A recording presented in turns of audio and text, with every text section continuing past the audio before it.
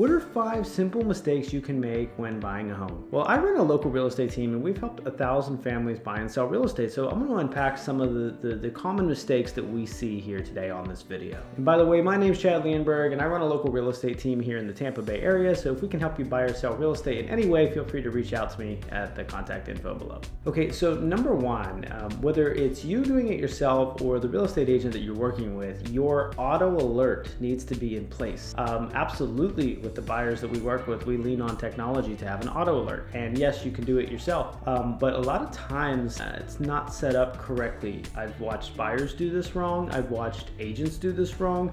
It's such a really simple factor. And if you're not sure what an auto alert is, just going on Zillow, homes.com, pick any of the websites that you can go to.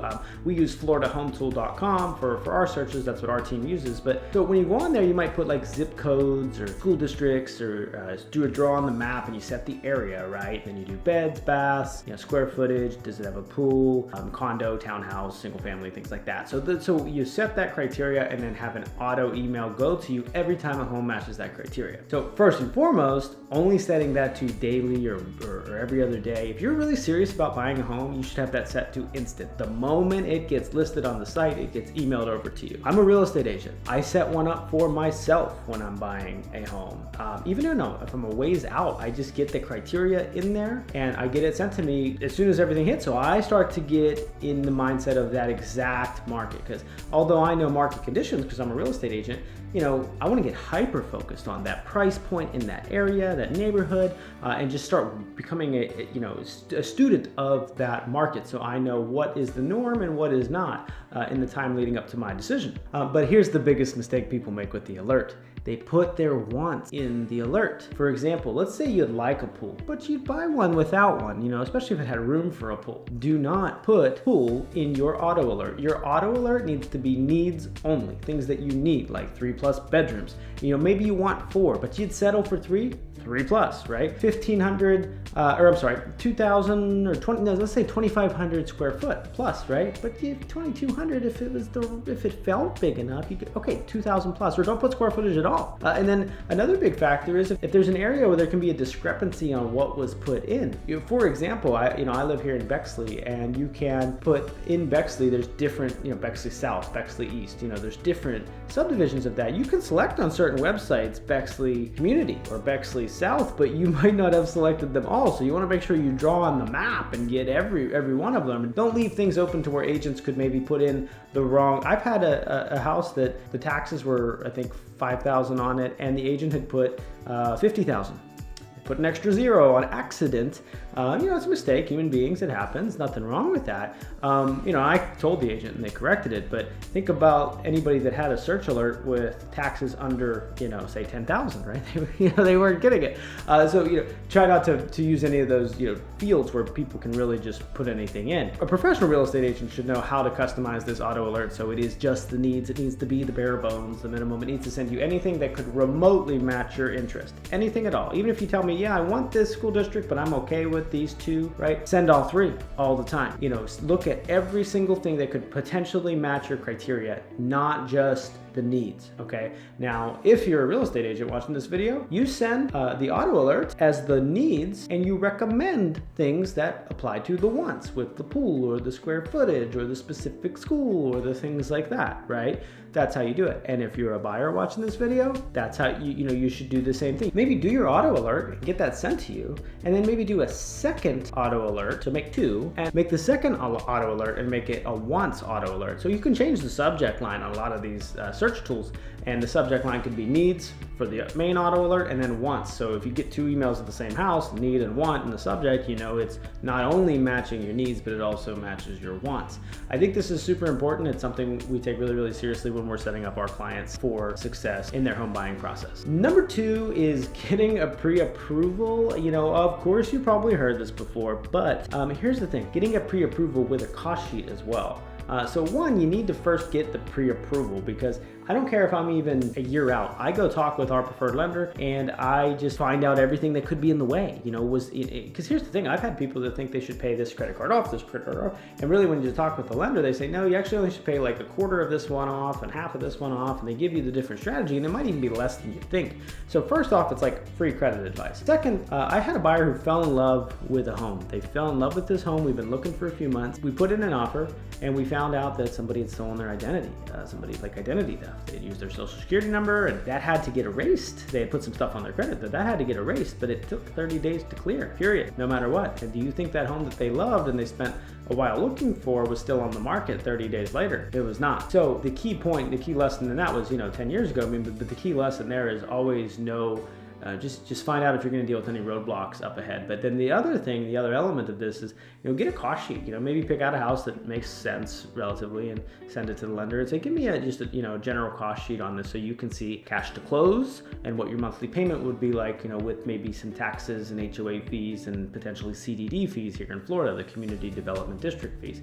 I think it's really important for our buyers to see how much they're going to need to bring to close based on the loan program they think is the best fit, or maybe two options, right? And then the monthly payment, total monthly payment, not just what you think it would be, or the principal and interest and stuff like that. Estimate the insurance. This is estimated, but I think, a clear mind takes action, a clouded mind sits still. So when you have clarity on how much it's going to cost to close, how much cash you're going to need to bring, and then what the monthly payment you're going to need to buy that house, you can pick one just that you like online for now, is really, really helpful in making a decision. So I would get that from the lender as well. One other tactic I think is really good, and I think a lot of people make this mistake of not doing, is having kind of an accountability tool towards what you said you want. So I do this with my clients where we'll set our top 5 list. So what are the top 5 things you want in a home? Of course, there might be more or less or whatever, but I always make them, spell out 5 things about the home that they're looking for.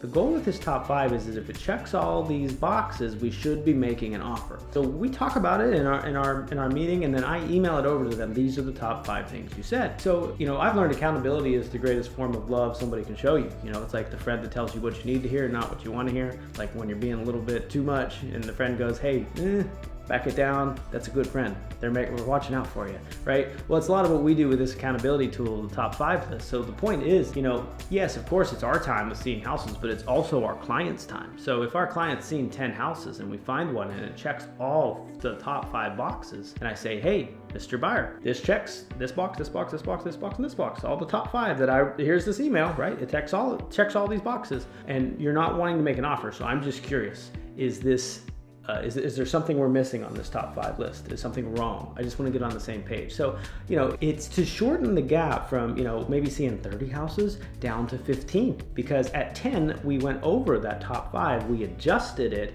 We figured out, they said they need a pool, but you know what? Looking at these houses, the pool homes are a little too dated. So let's take out the pool need. We can always do that later. And let's get a more updated home, because that's more important to us. And instead of seeing an additional 20 homes to find that out, we find out in the next 5. So the key point there is we're saving our clients time, right? So they're not seeing an extra 20 homes, they're seeing an extra 5.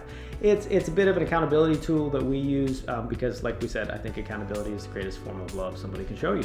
Another really, really big mistake is the 5K rule.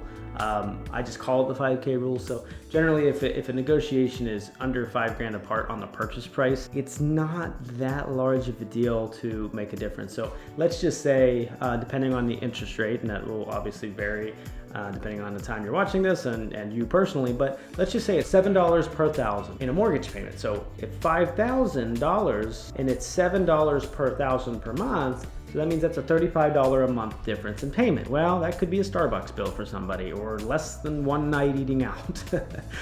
So basically, heck, that could be a cocktail somewhere anymore, $35, some of these events at nightclubs. But the point is, if it's a $35 difference per month, is that really, the negotiation battle, is that really worth losing out on this house that does check all the boxes over $35 a month? And then going on later, and I've seen a lot of times when people don't find exactly what they were looking for there anyway.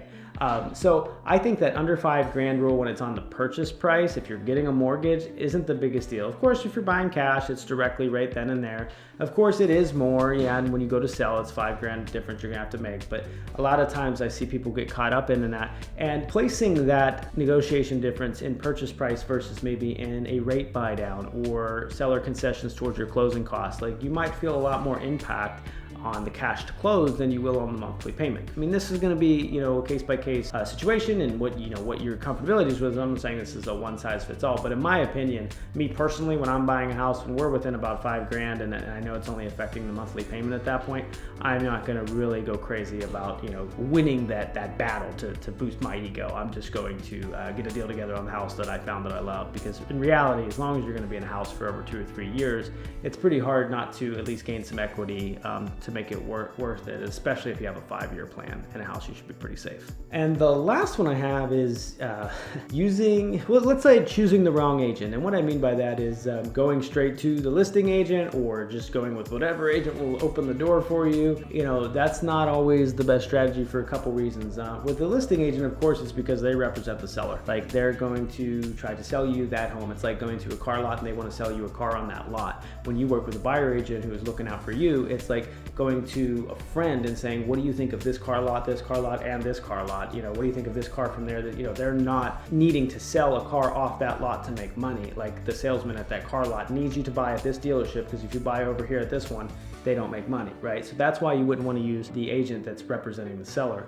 But in terms of using multiple agents, whoever can open the door fastest for you, a lot of times this can add more time to what you're trying to do, because number one, I mean, it's different agents, different schedules. You have to sign a contract to see a home with them potentially. You might have to meet for coffee, and they get to know you for each one of them. So it's going to spend a lot of time, a lot of extra phone calls, all this stuff like that. If you just have an agent that you vetted and that you trust and you work with, you're also going to be able to have kind of the same information come.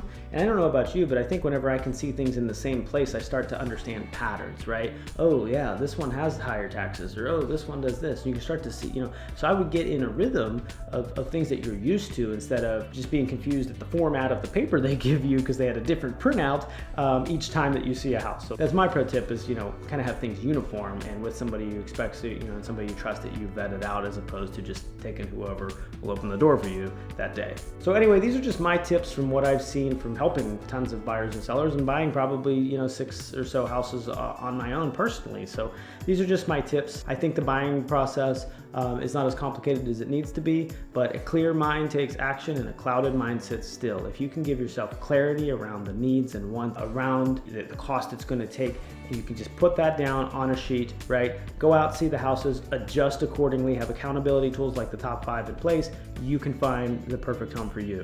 And if you're interested in browsing any homes, definitely go to floridahometool.com. You can take a look at our website there and look at all the real estate listings here in the Tampa Bay area, where we help plenty of buyers and sellers achieve their goal in real estate. So I hope that was helpful and valuable to you. So if you could, please like and subscribe to this channel. We're going to make plenty of content about how to buy and sell real estate here in the Tampa area, as well as dive into some of the local happenings and give you tips and tricks about the area. So please like and subscribe to this channel. Thanks for tuning in, and we'll see you around.